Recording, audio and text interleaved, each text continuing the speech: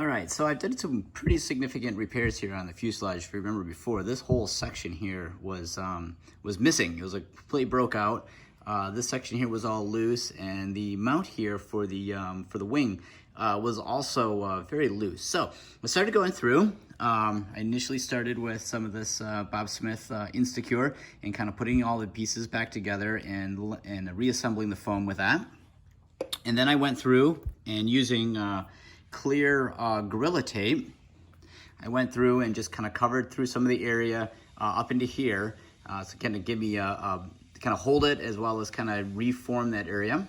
Then I went and got some scrap foam that I had laying around from another project and started to put the foam inside the opening, and then used some expanding Gorilla Glue, put that down inside, and then covered it with the clear Gorilla Tape as well. So it's actually going to kind of expand and fill all these voids inside here as it starts to cure.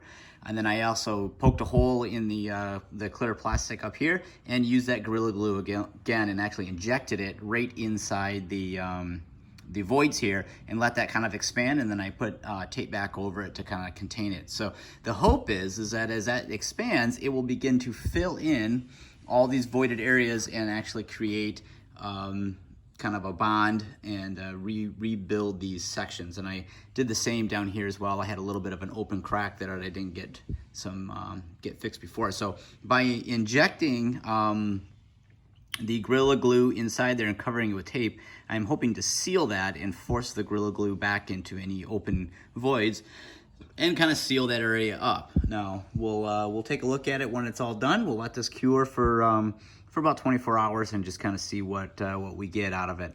We may have to do more cutting and trimming if the glue finds an opening that it wants to poke out, and we'll just address it from there. But at least that's how I plan to start fixing the broken fuselage here on the Beater-51 project.